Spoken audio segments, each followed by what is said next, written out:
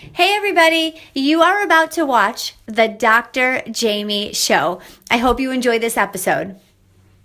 Hey everyone, Dr. Jaime here. Welcome to the Dr. Jaime Show, a show that helps you to increase your happiness, likability, and success. Today on the Dr. Jaime Show, we have Sarah McDugal, abuse recovery coach, sarahmcdougal.com.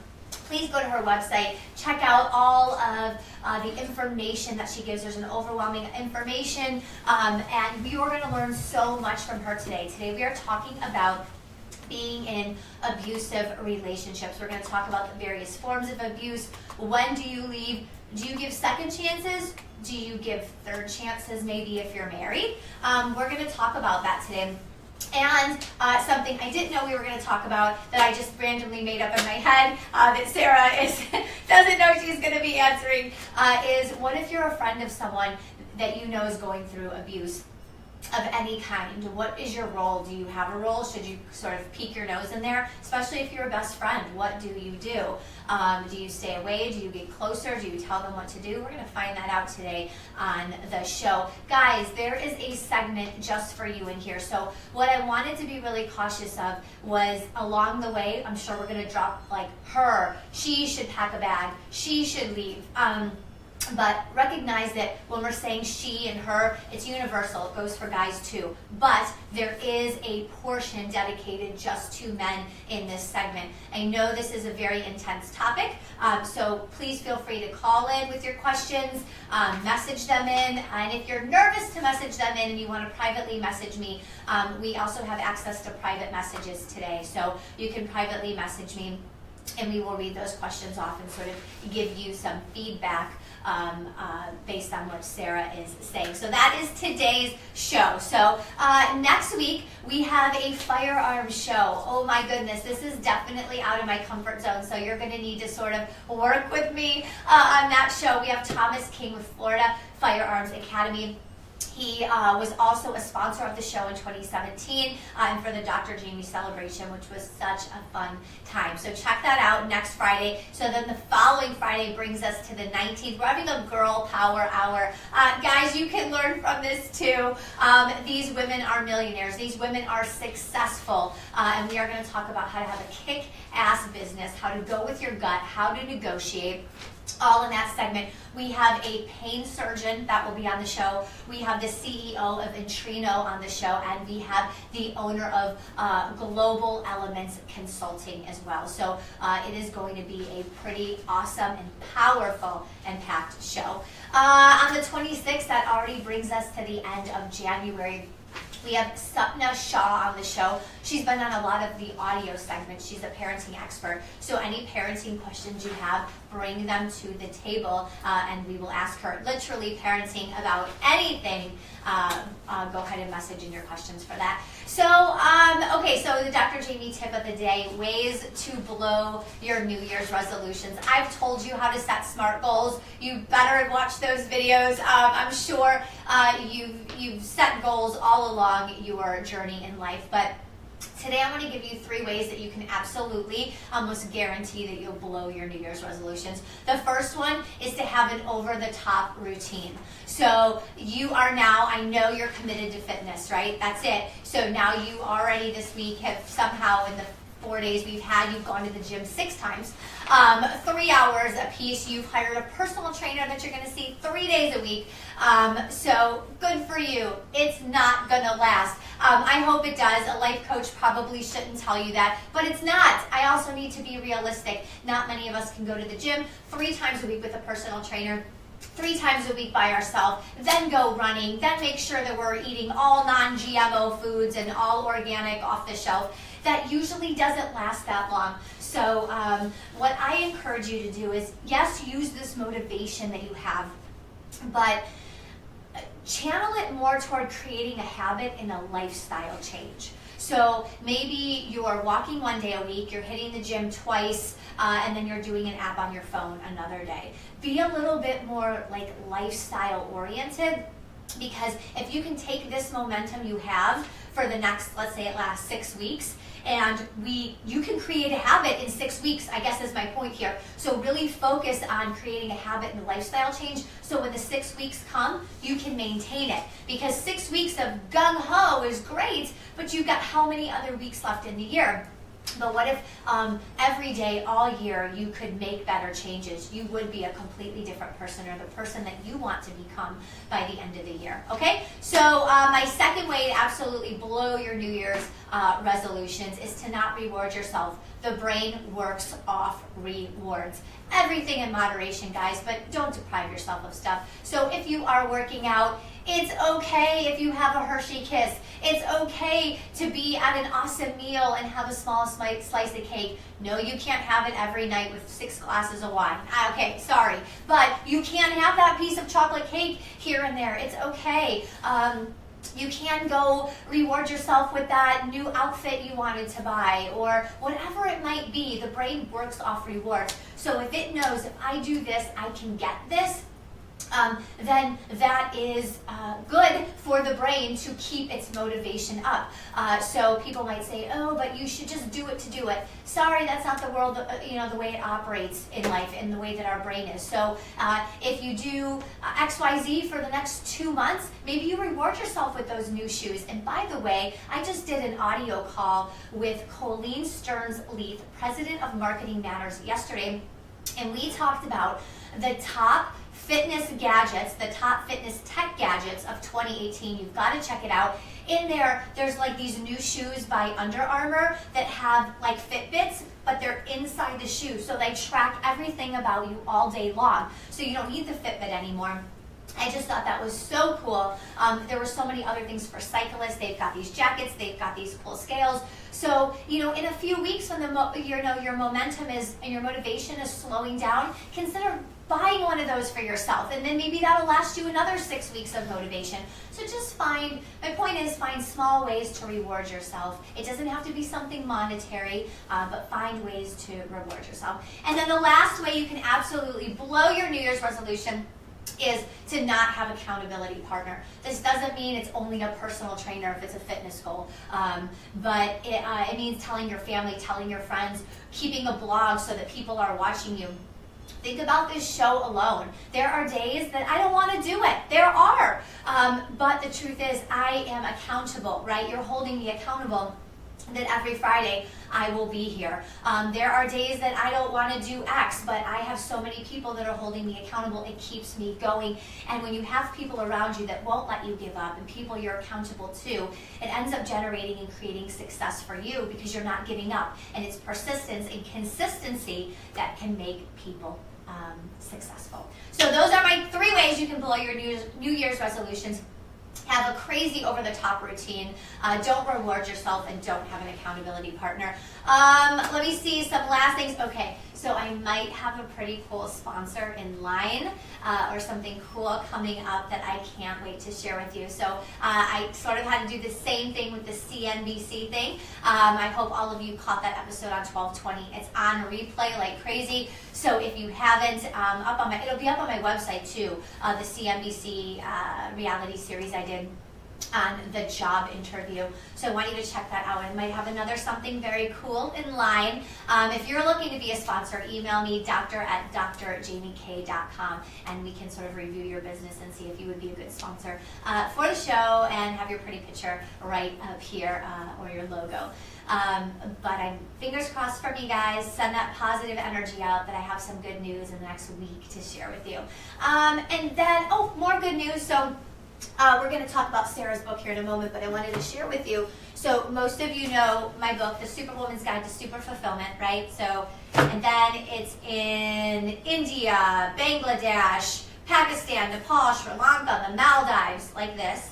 And then it's in Romania like this. It's probably really hard to read because most of us on the call do not speak Romanian. Everything in here is Romanian, so I'm hoping all the context is actually what I said. I have no clue what it says in this one. But good news to add to the stack here, the China cover was just completed. So we will have the book here shortly, and I can show you the China cover, so that is really exciting. And hopefully later in the year, I will have the Latin America version up with us as well. So thank you for all of your support along the way. I know what you're waiting for. You're waiting for Sarah McDugal, Abuse Recovery Coach. Sarah, come on out.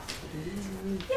I need music or something, right? I know, you This is totally like the do. It's so good to see you. Thank you for having me here. Absolutely. I've been sitting right over there, and hi everyone. So I have to say hi to my mom. Hi, Mom. Who is watching, and family members. And I want to thank Brandon and Sarah for tuning in from Minnesota. Yay! And I'm looking at people. I know I have friends. Of course, I don't know. I can't see I can just see my friends. Okay. Who are tuned in right here. So I can't see all your friends. Well, I have a lot of friends in Chicago, but cool. their lines might be frozen. Literally. That's true. Not even water lines. Like Wi-Fi lines. Like Are there Wi-Fi even lines. Wi-Fi lines? I don't know if there's Wi-Fi lines, but you know what? They're frozen in Chicago. So Well, it was 28 this morning here in Central Florida, so I think my Wi-Fi lines were frozen. yes, I know. I found it. You saw my big fur parka thing? Yeah. I had to have my Chicago coat on just to come to your You should have house. seen me running the other day. I don't run in the cold because when I Why run in were the you cold, running? I know. No. I was Why were you running. I was running from danger. I was running from the cold. I was trying to find something warmer. South. I was running south, Sarah. But I looked so funny because I had 3 sweaters on, a big coat. Oh, you were like you couldn't crazy see. You woman. didn't know if I was male or female under there. They're like, there's that weird person with a hoodie. Yeah, running. Call the cops. Call the cops, right? So. Oh my goodness. So. Oh my. Okay. Thank you for having me Yeah, today. we are gonna have. Oh, shout out. Yes. To Alejandra. Okay. At KPI. Yes. Who Set us up. set us up. Yes. So thank you, Alejandra. Thank I you, want to KPI. know- Thank you. And thank you, KPI. Yeah. They're So- some of the best people in Tampa. They are. They're great. And so before we begin the segment, something that we always have to know is something unique, bizarre, interesting that nobody or very few people know about you. You know, I had a hard time with that because I'm really a Everyone transparent says that. person. And I actually went to some of my girlfriends and I'm like, what's something weird that nobody knows about me? And they're like, I don't know, do you hate certain types of food or something? Right. They're like, I don't know because you haven't told us because nobody knows about you. Well, so I've been to 45 countries. Okay. Which Oh. people do know that, but one of my favorite things is trying different foods. Okay. Except not everybody knows that I am a lifetime vegetarian. Wow. So I love trying other cultures' foods, Mhm.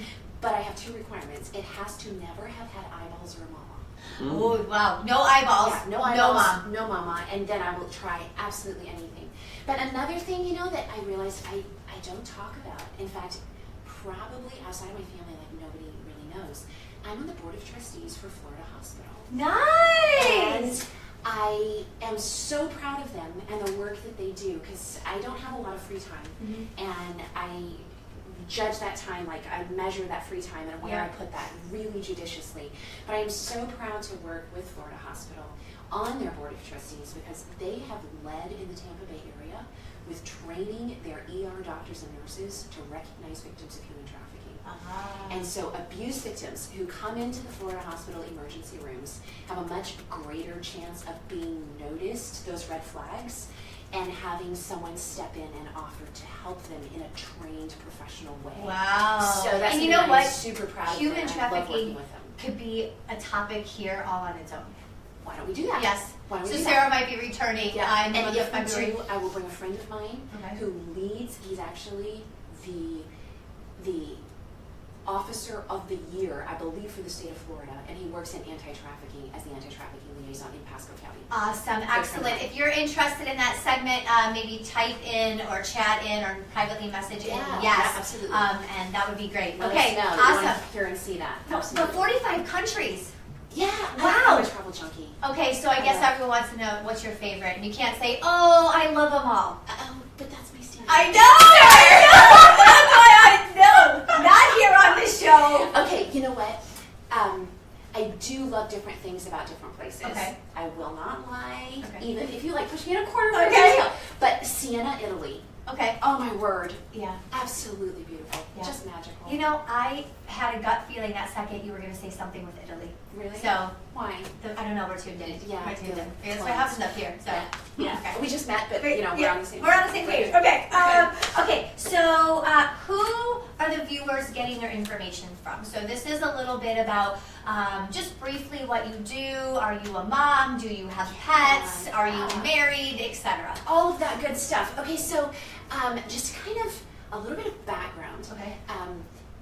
I just told you I've been to 45 countries, and a lot of times people would think, oh, well, she must have grown up with a silver spoon in her mouth, so I travel all over the world. So I came from a really poor rural family. My parents my mom's the youngest of 12, my dad's the oldest of 5, and they were raised in like rice and cotton farming sharecropper families. Okay. So, but I have had some incredible opportunities, even with that like socioeconomic background, to just explore the whole world. And my parents, who are a very loving and healthy family, really encouraged that. So I started in media production. I'm a branding strategist. Okay. So I started in media production 25 years ago. And I was a teen TV show host. Ooh! I know, right? So should we switch seats right No, now? Is she taking over? Oh my goodness, and thank God, like it was the days of like bad perms and waterfall bangs, and I can't find them anywhere on YouTube, so don't even look, because they're not there. Yes, look them up. I'm gonna wear crimped hair next week. I'm crimping my hair. Oh my goodness. So a few years ago, like my TV crew and I, we got a Christian music video nominated for Video of the Year at the Canadian GMAs, and so I had a lot of super fun experiences with being able to work nationally and internationally with that. But I am also a mom, and I have two of the world's most amazing and vibrant and highly energetic and beautifully gifted children that are just incredible. And how old are they? They are almost 7 and just turned 8. Nice. And practically almost as tall as I am. It's crazy. I know. What is with that? It's like, what are we feeding this generation? I don't know. Right, with Wesley? So Wesley's 11, and he's literally, what, up to here on me? Okay, well, you're kind of like petite, though. Like that's a nice way of saying I'm short. I am not short. I am 5'3" The quarter is super important. Super important. But we have a puppy, and we have a kitty, and we have a fish, and I'm like that mom that's like at home with like cleaning up after the dog and doing it all. So I'm a single mom. And some of that, we'll talk about that later in the story. But I'm also an author. Thanks for plugging my book, by the way. You're welcome. You can totally find my book on Amazon or livewithoneface.com. Excellent. So and in case they can't see, what's the name of your book? My book's name is One Face. Okay, and it's about living with one face, making really regret-free, stress-free decisions. So you're not wondering if you made the right choice. And also about pulling a U-turn if you've done some things you regret and you want to live with one face now. And you want to stop like going spread eagle in front of your skeleton's closet, which keeps you from doing really great stuff with your time, right? Yes. So that's good, and I think a lot of people, we've all made mistakes, right? Absolutely. And so the ability to be able to U-turn and just sort of start fresh. Absolutely. And now's a great time. Because It's it's the 2018 beginning is the beginning of the year. Right. So To go get start my fresh. book. Yes, Go look get at my book face right now. Oh yeah, all of it. Yeah, go get it. Okay. We'll post a link under the show Okay, too. good. We can do that. Good. We'll do that. Awesome. Okay.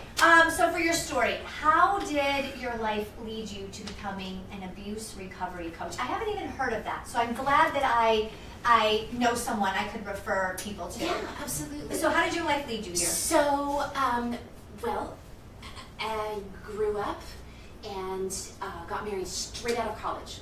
And when I mean straight out of college, like 2 days after I graduated. Wow.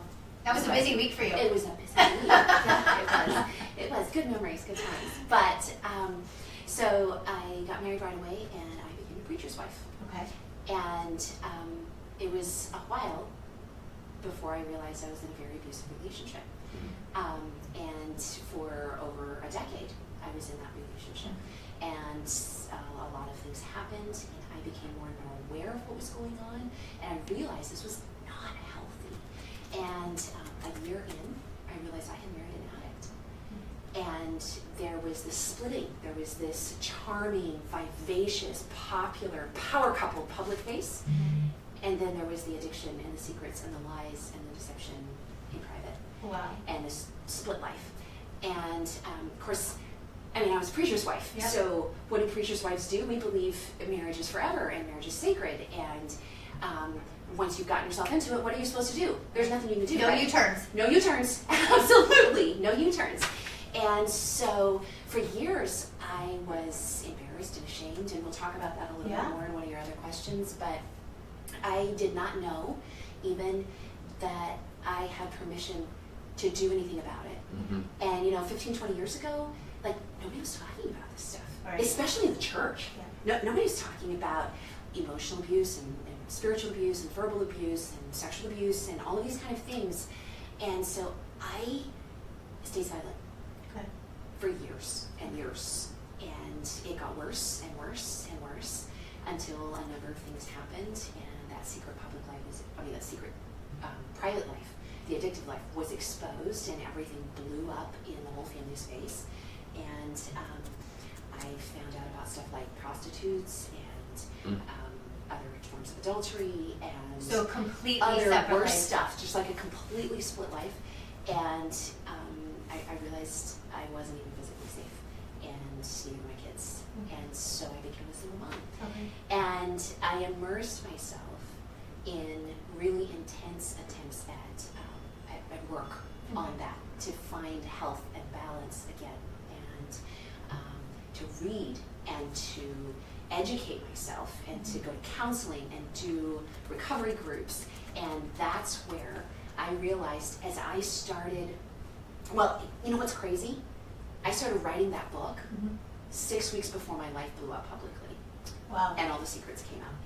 And I almost stopped writing the book because I'm like, how can I write a book about integrity and living with one face when, like, You feel it's I double. feel like my own entire existence has been a split reality, and I'm finding out all this stuff I didn't know, and what right do I have? And my counselor said, no, write the book, because you know the cost of when someone is making that split life choice. And so I went ahead and wrote the book anyway. And as I became more and more transparent about what I had been through, women started just finding me. And I was just inundated. Like, I now get anywhere from 2 to 5 new stories from abuse victims seeking help a week. I want to tell you that A that week. sucks. That's It's good. hard. It's good. But It's it sucks hard. that this is going on, that you're getting 5 Yes. people a week. And this is from all over the world, but also a lot in North America. And so I realized, I went to people who were my counselors and mentors, and I said, okay, I feel like God is calling me to help these people. I can't turn these people down. So I ended up starting what I call an underground sisterhood, and it's a secret online invitation vetted only confidential support group. If people want to get involved in that, what do they do? Message me. Okay. Message me, because you And on find it. Facebook at Message me on Facebook at, if you search Sarah McDugal author Okay. on Facebook, that will get you to my professional Facebook page. Okay. Send me a message, and I have to know some details about your story. I have to be able to vet the process so that I don't endanger the confidentiality of the women that are already in my group. I have over roughly 130 women that I'm working with right now. I'm also starting an abuse recovery coaching online support group. We can talk more about that. Yeah, okay. But yeah, just really cool stuff. So it's So how long has it been since the day you walked out to today? About 3 years. Okay. So it's been an intense 3 years for you. It has. I still do branding strategy, but I'll tell you what takes up the bulk of my time, besides being a mom, is working with people who need help. And I love the church.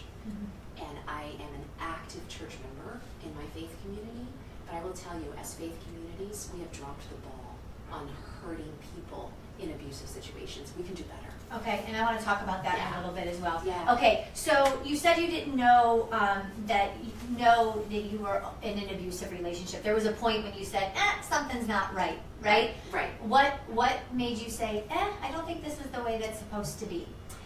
It kind of sneaks up on you. Have you ever heard the analogy of a dripping sink? Yes, okay. So like, let's just say you're in your kitchen, and the sink's dripping, Yes. and it's just like little drips, and it's like, okay, so Whatever. the sink's dripping, whatever. But then it keeps dripping, and as time goes on, all of a sudden there's like water around your ankles. You're like, where did that come from? And then as time goes on, if you don't address the dripping, before you know it, it's like up to here, Yeah. and you're treading water, and you're like, when did this happen to me? And a lot of times, abusive relationships follow a progression like that. You know, no abuser comes in with his claws out. Right. And I do want to pause here and say, I work with women, and I believe that men should help men. So when I talk about abusers as male and victims as female, I am not in any way Right. indicating that all abusers all Right. abusers are men and all victims are women. It goes both ways. Yeah, guys, But let's I not work do with- the whole I work like with political girls. sort of so talking just, things. Just don't go there. Yeah. But I work with women, Okay. so that's my context. Okay. So when I use those terms, that's just my Yeah. world. So yeah, when a woman's in an abusive relationship, you know, you're in a relationship with somebody, you're in a committed relationship with somebody. Maybe they were having a bad day, right? Mm-hmm. Maybe they were having a bad week. Right. But then at what point does it come a bad month? Mhm. At what point We're going is through a there rough patch. a rough patch? At Yeah. what point do you realize your bad day or a rough week or rough patch? Like it's this cycle, Mhm. and then all of a sudden you're like, we've been through this like 6 or 7 times, Mhm. and it's never changed. It's never gotten better. What's going on here? And abusers, narcissists, addicts are very, very good at deflecting responsibility. And when you trust someone and you care about someone, you want to believe they didn't mean it. Yeah. You want to believe that it wasn't on purpose, that it really was the other person's fault. And because we want to believe that so badly, a lot of times we just say it was my fault. So next time I'll stir the rice better, so you don't have to punch me Yeah. or call me names. So A lot of manipulation is involved. Yes. And one thing that I see is that it doesn't even have to be an abusive relationship. It could just be a relationship that's just not healthy. Like you guys just Yeah. aren't meant to be together, whether it's a Right. male or female. And it's the you focus so much on the time invested. So maybe I've even counseled people that they're like, she the girl might say, I don't like him. I feel like we're just roommates. Like I'm okay if he leaves. I'll leave. Who cares? But they're together because we've been together for a while. we've been and we together don't wanna for waste that 7 time. years. Yeah. I'm getting older now. I'm 34. How old are you? Like it's not like you're 130. But it's just the time that they've invested. So it's just like it becomes comfortable. It becomes I don't want to start over again. I don't want There's a to lot of date again. fear. A Yeah. lot of fear, and you know what? Staying in a toxic environment out of fear is never good. Okay. And I just want to stop and make a plug Yeah, for yeah. the fact that we're talking about abusive environments in the context of romantic relationships. But these principles can apply if you're in an abusive work environment, Okay. if you have a narcissistic boss, Oh, if interesting. you have a toxic parent who is abusive, or a toxic sibling who is abusive. I see so- in caregiving situations too. Caregiving, absolutely. So I don't want, if you're listening and you're like, wow, you know, this doesn't describe my marriage, but maybe it describes my parent or my boss. Take these principles and glean from that. Okay. Because, you know, we're talking about romance, but it doesn't have to just be that. Okay, good to know. Okay, so we talked about your faith a little bit. Yeah. And one thing that you had brought up was the cheating side of things. Yeah. So is cheating abuse? Is it separate? Do you cluster them together? Tell me what your take is on that. You know, I think that there may be case-by-case situations where Okay. cheating is not abuse, Okay. but I think very often cheating is definitely abusive. Okay. Sure, there are probably times when cheating isn't linked to abuse, Okay. but nobody cheats on a really healthy, happy relationship, right? Right. So there's something else going on there. A lot of emotion. A lot of emotion. Cheating, I believe, is very often an abusive pattern. Okay. The blame, the manipulation, the deception, the lies, the betrayal of trust that goes into cheating. And you know, some people will disagree with me, Mhm. but I believe porn is cheating. Okay. And so I know that there are some who Agree, some who Some disagree. who agree and some who disagree. Some will absolutely defend pornography. But the research that I have done that ties pornography with human trafficking, with the sex slave trade, and even with studies. I read a study that just came out this week. I read about it this week, but it's a recent study that people who view porn are something like 63% less likely to intervene in a sexually abusive environment, or to stand up for a sexual abuse victim, or to believe a sexual abuse victim, because that steady diet of what you put in your eyes and into your brain, it numbs you to the fact that someone could be a victim. And unfortunately, we might not be able to go off on a tangent on this right that's now. That's another program. No, but we talked about this, unfortunately, with children, and how they're not emotionally grown at 8 in some of the things that they're seeing, and how it can change their perceptions. And maybe we'll do an audio call on that. Yeah. Okay. Because just to kind of, what you're talking about is the average age, the new suspected average age of exposure to hardcore pornography is around 8, between 8 and 11. And that means, exposure to pornography by an adult to a child is actually a criminal count of child abuse. So even the courts, regardless of your moral stance on it, even the courts consider exposing someone under 18 to child abuse, which means we have kids, whether they are shown it or stumbling on it, that are getting information outside of their maturity and frame of reference. Yeah, no 8-year-old should be. And it heavily impacts how they view intimacy and trust and how they portray women. So we got objectification. My kids are so fascinated that, at these corners, there's where you throw in the quarters and you get the newspaper boxes, right? They just love those. So they've been putting in the quarters and getting the newspapers lately. And around Halloween, they got a newspaper, and on the back of it was like, you know how girls dress for Halloween, right? So it was like promoting some Halloween costume store. And this girl, obviously this beautiful like blonde model, really feeling her top and very short skirts and heels, is standing there, and my son asked me, he didn't look at it like, he says, why is she dressed like that on this magazine or on this newspaper, Mom? Like he's trying to wonder why she's doing that. Wow. But that's how it starts. That's exactly how it starts, is just seeing that, and then he starts seeing it on social media, and then he starts seeing it on these YouTube videos, and before you know it, they're consumed with it, and then that becomes their representation of how women should look, how women should act, how women should dress at Halloween. Or in private, or in public, or in any other time. Yep. And that's okay, and that is somehow something they can expect of women in their lives as that sexual objectification. Okay. All right. So we can do another program. On that. We've got like 4 programs. We're gonna do a series starting February. Thank you. She's fully booked for February and March. I need to go clear my calendar out or something. Okay. So I want to make sure we stay on target here. Yeah. What are some tips? I think this is one of the biggest questions I wanted to ask her.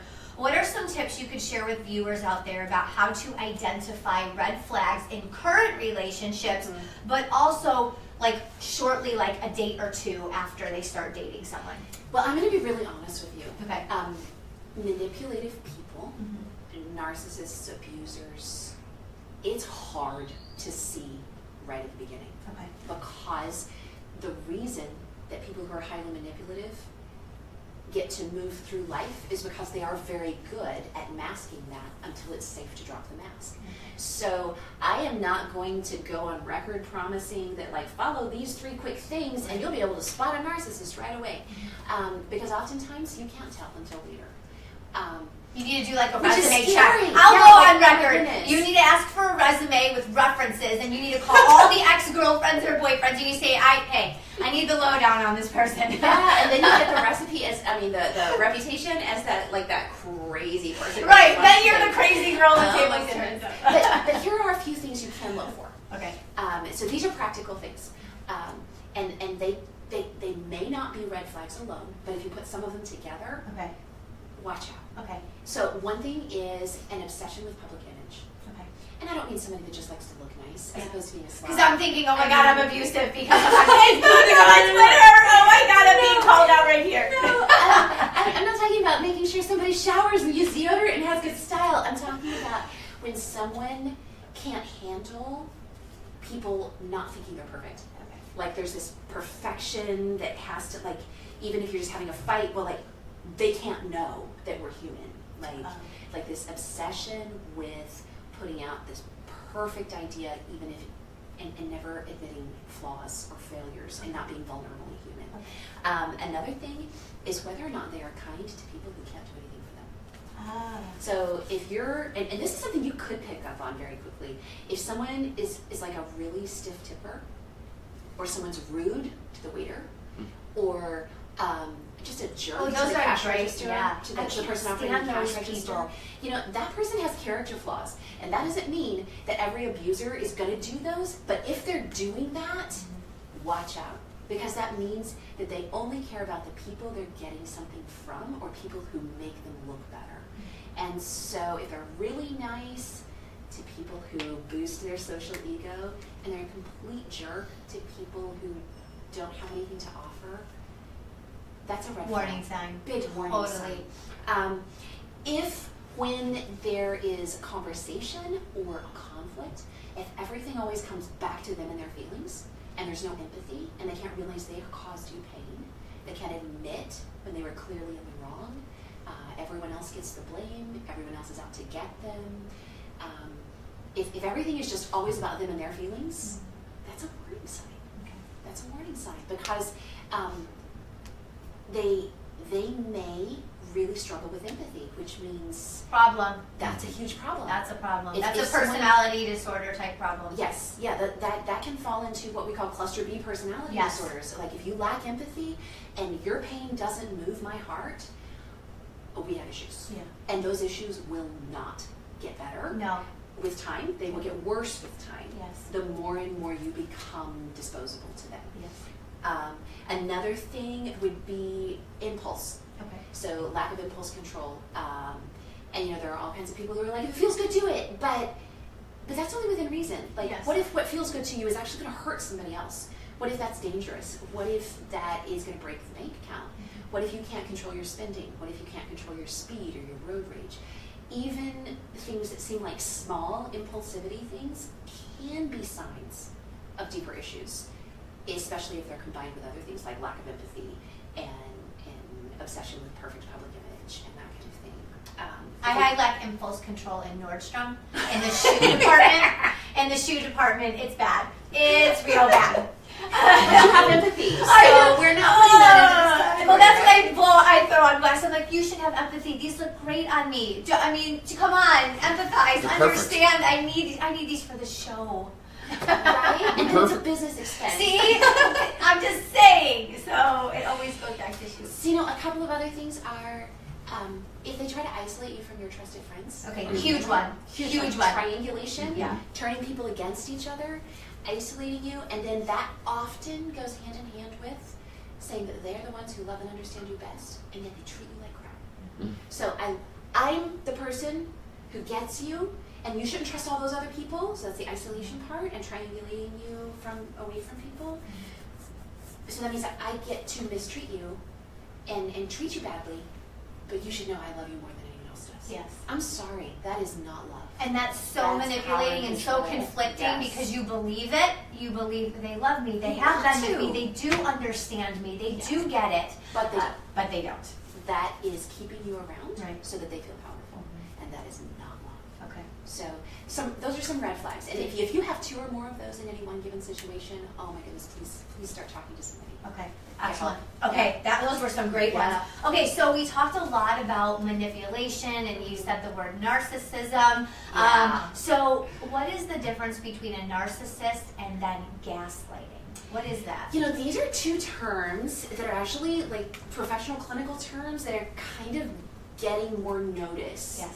in common conversation. I'll tell you, 15, 20 years ago, I never heard any of those terms. No, but nowadays everyone's like, she's such a narcissist. He's such a narcissist. Now it's just like you're common every day. Yeah, and that I want to help you pull away from that. Yeah. Like, just because someone posts a lot of selfies, even if they all have duck lips, that does not make them a narcissist. Wait, duck lip moment. Yeah, it's just like, okay, we need to do that better. Yeah.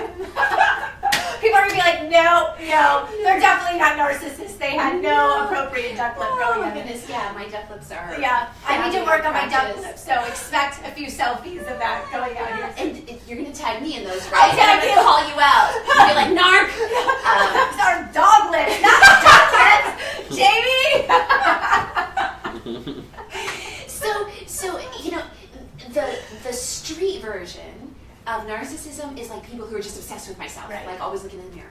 And that can be part of a clinical narcissism too, but clinical narcissism is when someone has a pathological lack of empathy. And I want to step back from this and go back to that faith context just a little bit. Yeah. I believe that when I study about God's character and about the Bible and that, and I'm not going to get too preachy on you or anything, but I believe we're all a little bit narcissistic, or we have the capacity for extreme selfishness. Yeah. Every single person can Totally. either choose to have empathy or choose to focus just on what feels good to me, and everyone else is just on their own. They're just looking out for number one instead of having compassion and focusing on other-centeredness. So we all have that capacity. Now, in the psychological, psychiatric world, there are like personality disorders, Yep. like narcissistic personality disorder. And some people will say that can never be changed. I truly believe that the gospel can change anyone if you make different choices, but that's the key. A true narcissist is highly unlikely to actually make those humble, empathic choices. Right, that's So the problem. it's not very likely. Right. It could be done. Yes. And no one is beyond redemption. Yeah. But if that's the situation in your life and you're dealing with someone like that, it is highly important to get help. So a true narcissist is going to be using the people around them to fill the black hole of self-loathing Yep. that is inside themselves, and is going to have a distinct and pathological lack of empathy. If there is someone in your life who can be, say, verbally or even physically abusive to you, and when you confront them on that, you are crying and you are clearly in emotional or even physical pain, and they can sit back and be cool as a cucumber and show no empathy, it's possible you are dealing with a clinical narcissist. And that is something to get help for. Now, gaslighting. Okay. Gaslighting is more of an action. Gaslighting is not like a pathology. It's not a diagnosis. It's not a diagnosis, Yep. exactly. Gaslighting is crazy making. So let's just say that if we were sitting here together and I told you this chair is red, you're like, no, it's not, it's white. That's a white chair. And I said, oh, Actually, it is red.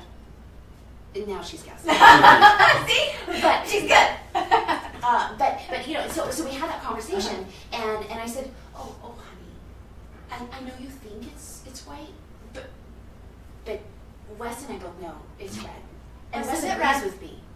Wes agrees with Sure. me that it's red, and we're just all like, we don't want to hurt your feelings, so we're letting you believe that, but that isn't actually what happened. That's not the real truth. And so I would be telling you something that you know is untrue, but guilting you into believing it and causing you to doubt your own sanity. Such Causing- manipulation that Yes. you doubt. Yes, you begin to question, Is did it that red? happen? Is it red? So when someone makes a promise and then later they say, I never said that, why are you making stuff up? That's gaslighting. They're making you doubt your true, authentic perception of reality in order to let them off the hook. Almost sounds like something you'd see in schools with bullying. And it can be very much so Yes, connected. absolutely. Okay. And abusive relationships almost always include some level of gaslighting, because that is how the abuser keeps the victim from reporting. It's how they get them to doubt themselves, doubt their sanity, and choose to believe, sometimes almost voluntarily, but they've been manipulated into believing this, that no one else will believe them. Or it's the what was I gonna say? Is it maybe he's right? It's not that bad.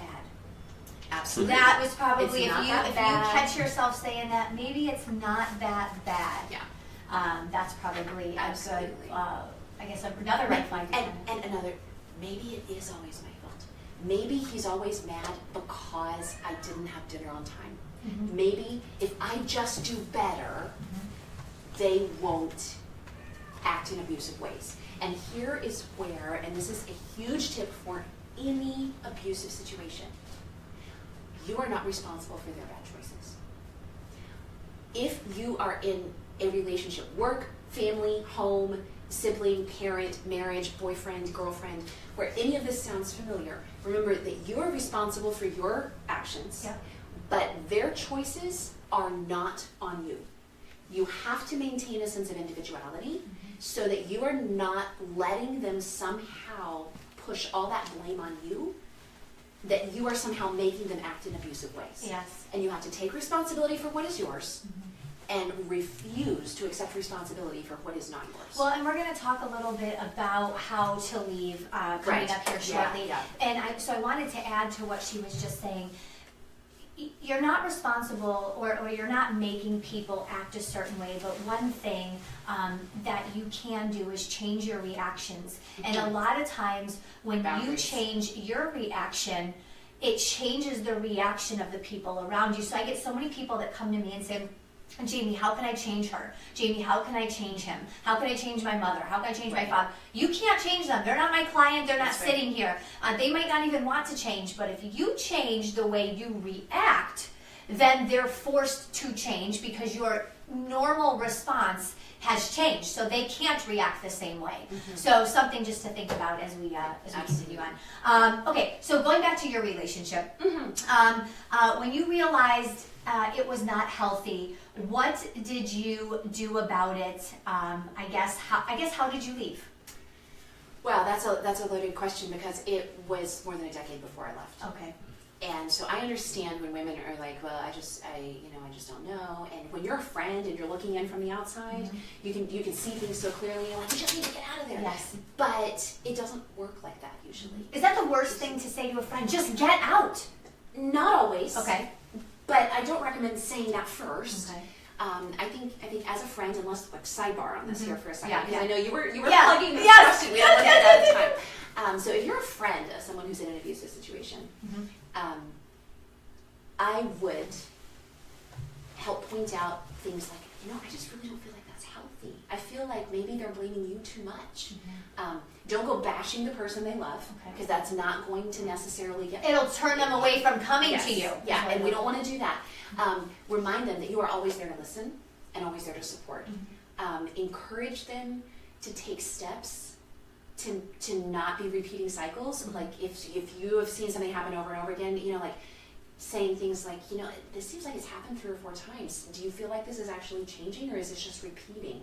Encourage them to get help. Talk to someone who is more professional than you are as a friend. Well, and what I loved about the questions she just asked is she never asked why. We've talked about this before. Right. Why questions force you to defend. So if I say, why did you wear that pink shirt today?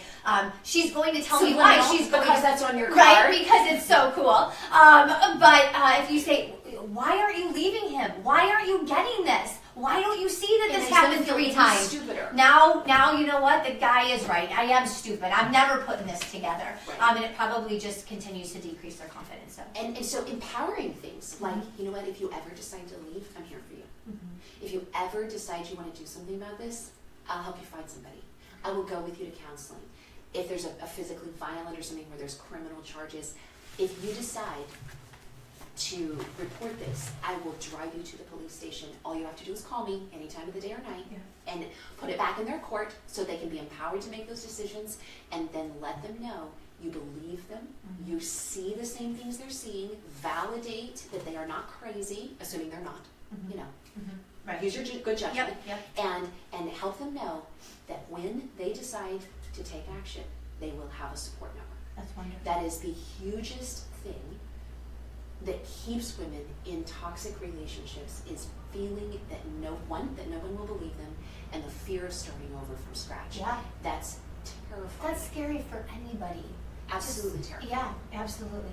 Okay, so what question? I know, ask her? We're all over the place. We only have like 10 minutes left. No, and that's so, okay. Okay, so here we go. Okay, we're gonna move on, guys. Unless you have questions, we have so many. This is so great. How can a viewer identify when it's time to leave a relationship or get professional help? So these are no longer just red flags. Right. How do I Right. know I gotta go now? If there is physical abuse, get out. Okay. I mean, that's pack a bag, leave. Money is just money. Things are just things. And if you have children who are in danger, get out. If you are yourself in danger, get out. But A lot of times women stay in really unhealthy relationships because they don't want their children to be traumatized by the breakup of the relationship, and they don't realize that their children are being daily traumatized by the abuse in the relationship. So, and even if it's behind closed doors, even if the children especially are so if it's smart, behind closed so smart. doors. Think of like a 3-month-old baby that you're holding, even though you're like, mommy's got you, and you've been up all night and crying all night, and that baby's screaming. It's because it feels that anxiety, Yes. even though you're trying to cover up. Absolutely. Kids are like way smarter than us. They absolutely, like I will have a We bad don't give them day, enough credit. and then I'm feeling better, and Wesley will come home from school and be like, Mom, did you have a rough day? I'm like, how did you? No, I have a smile on my face, and I'm like, he's so. But kids are so smart. So Yes. if it's behind closed doors, don't think they don't hear. Don't think they don't know. Don't think they don't see. So when you're in that situation, balance whether or not you want them to grow up thinking this is healthy and normal. That is the ultimate disservice, as opposed to getting them out of the situation. I was just talking with a friend the other day who realized that they had held years of resentment against a parent who had stayed in an abusive relationship because ultimately they felt like that parent didn't take action to protect them. And so the parent had stayed thinking that was the best way to serve the child's best interests. But ultimately, as an adult, they realized my parent didn't have enough courage to walk away and get me as a child out of an abusive relationship. So you have to weigh those bigger picture things. and kids need to learn. They need to learn. So when I get really mad, I can't hit her. So how do I deal with that Or anger? call her names, Or or call her insult na- her, Exactly. or make her feel this big Right. with my words. Okay, all right. Yeah. So, in my studies, I've learned about the importance of packing a bag, right? Absolutely. So now the women or the guys are trying to get out. When do you pack this bag? Where do you put this bag? Do we even pack a bag? Right. Do we just leave in the middle of the night? What do we do? You know, I have a woman in one of my online support groups Okay. that literally started life over with a diaper bag. So if that's what you have to do, then Just that's do what it. you have to do. Okay. However, I want to go on record saying statistics show that the time that a woman leaves an exploitative relationship or an abusive relationship is the most physically dangerous time Okay. ever. That is the time, and there have been nationwide news cases. If you're watching the news, if you're reading stuff on Facebook, I've seen multiple news stories just recently of wives and children murdered by vengeful exes when they got out, or just after they got out. So where do you go then? Do I go to my best friend's house that he knows is my best friend? You know, if that's the only place you have to go, then go there. Okay. And then make a plan to go further. Okay. Go to a shelter. Do not be too proud to go and take advantage of safe resources that your government or the county may have. If you know this is going to happen, and you're planning, you know you're in a bad situation and this may happen, stash a little money, pack a bag, drop it off at a friend's house, make sure you have copies of important papers, make sure you have an extra set of car keys in case he takes away your car keys, make sure you have photocopies of your ID in case he tries to take your car keys and your driver's license so you can't get away. You know, think ahead a little bit. And then there's times when you don't have that warning, you don't have that notice, and you still need to take action to keep yourself safe. Yeah. And don't hesitate to do that. There is no public image or embarrassment that is worth risking your life or your children's lives. Okay, that's Period. excellent advice. Okay, so we're gonna skip a few questions because Yeah, I know because we got 7 minutes. I and you've know, got some my God. key things Okay, ahead. so But we're going to do another program. So Yes, anything we didn't we're get booked through, through February, March, and now April. So she's booked for the first 2 quarters She's of so the year. Okay, so just really briefly, we don't have to go in depth. So there's more than just physical abuse? Yes. Okay. There is spiritual abuse. Okay. In faith communities, when someone is using religion to control you and to take away your freedom. Okay.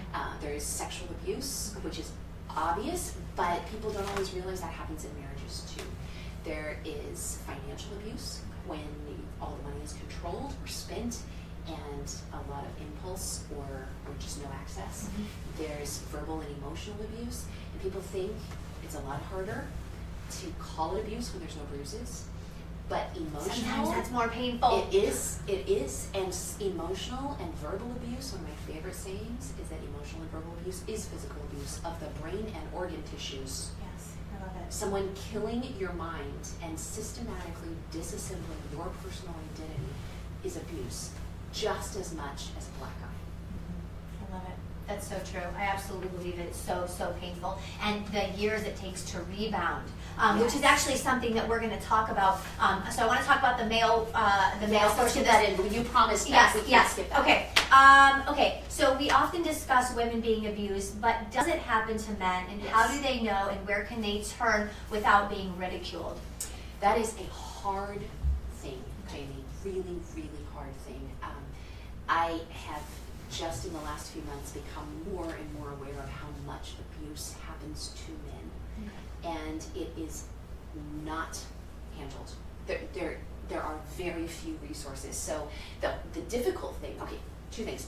Positive thing is it happens, and people who are giving care and resources are increasingly aware that abuse happens to men.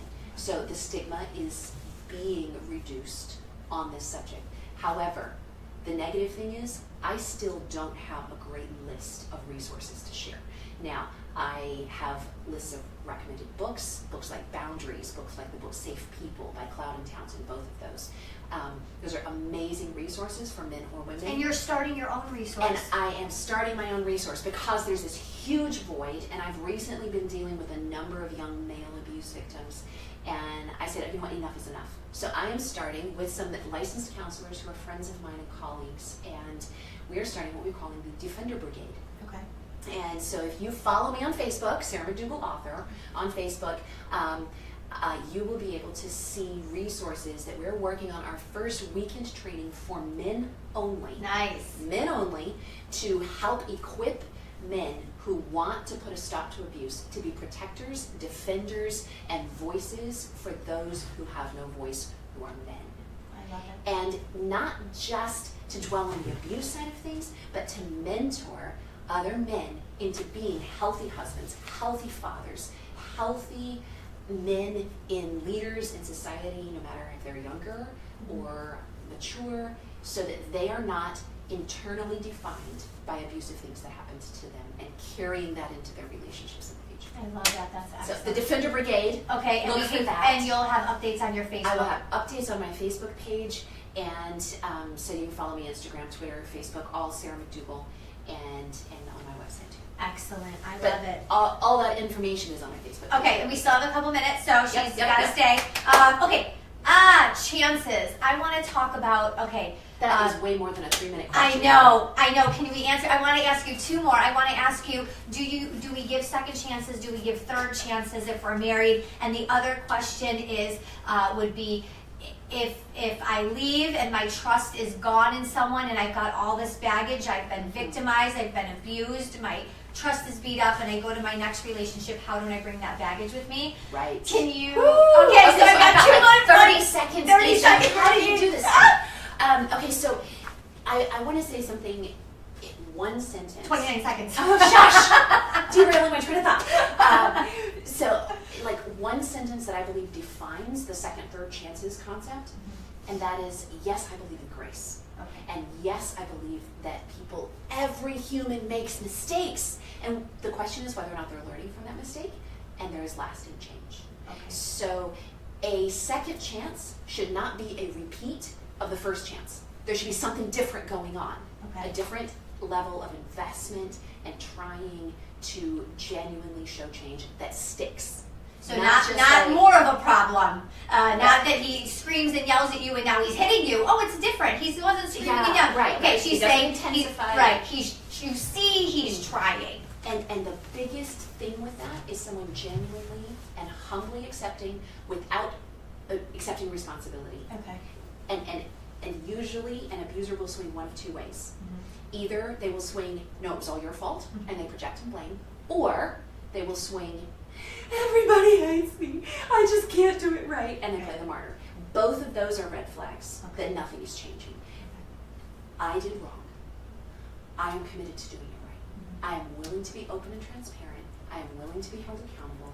I'm willing to put the work in. and then actually following through with action. Okay. That is what defines if your first chance turns into a second chance, turns into a third chance, and whether you're giving grace on someone who's growing, or if you're just spinning your wheels in an abusive relationship that won't change.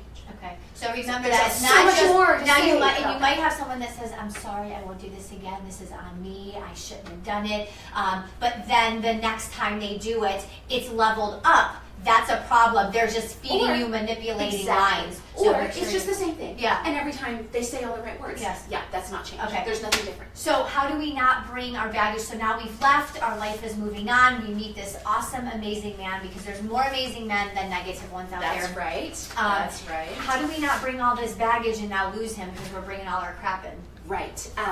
Set healthy boundaries and don't move too fast. Okay. That's one huge thing. Okay. Give yourself time. Don't isolate yourself from the people who know your past and who can speak truth and common sense into your life when you're falling for someone. Okay. Give it time. Let someone prove who they are before you hand over the kit and caboodle of your affections and your commitment and your trust. Okay. And in between, get counseling, read books. Join my brand new abuse recovery seminar that is starting on the 14th of January online. So Where you do can we do find from it? Anywhere else on my Facebook page. Okay. There is an event called Abuse Recovery Seminar. It's online. It's extremely low cost per session, and it's if you have an internet connection anywhere in the world and you speak English, you can join. So all you have to do is order the workbook. I love it. I love it. So yeah. Okay. And and not losing yourself. I would say that's Yes, the different do thing. not Don't lose lose yourself. Okay, so where can we find out everything about Sarah McDugal? Where can we find you? So I blog a lot, and I have resources and video clips and stuff like crazy on sarahmcdougall.com. Okay. SARAHMCDUGAL.com. Okay. And so there's no O in McDugal. Okay. There's no A in Mac. Okay. And there's no double L at the end. It's just the letters you need. McDugal. But I'm really, really super active on Facebook and Instagram, which is Sarah McDugal Author on Facebook, and just Sarah McDugal on Instagram and Twitter. You can hit me up any of those places, and if you have a question that is over my head, I will refer you to a licensed counselor and help you find good quality professional help. If it's something that I can refer you to a book or bring you into an abuse recovery coaching session, then that's why I'm there. Excellent. If you could leave the audience with one sentence, one piece of advice, what would it be? It would be to make sure. You know what? I actually wrote something down. I'm Really, gonna really read good it, on that. read it. Really good on that. Okay. Look at every part of your painful journey as a gift, because the lesson is the gift, and you are only one choice away from a totally different life.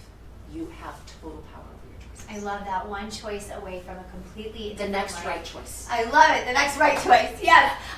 Sarah, thank you for joining us It's been today. my pleasure. Thank you. Thank you for joining the Dr. Jaime Show. And next week on the show, we have Florida Firearms Academy, Thomas King on the show. We are going to have a firearms segment. Happy Friday, and you are only one choice away from having a kick-ass weekend. All right? Bye, everybody. Hey everybody, thank you so much for watching the Dr. Jaime Show episode this week. I really hope that you enjoyed it. Do me a favor and subscribe to me on iTunes and YouTube. And of course, please give me some feedback on the show. Looking forward to reading it.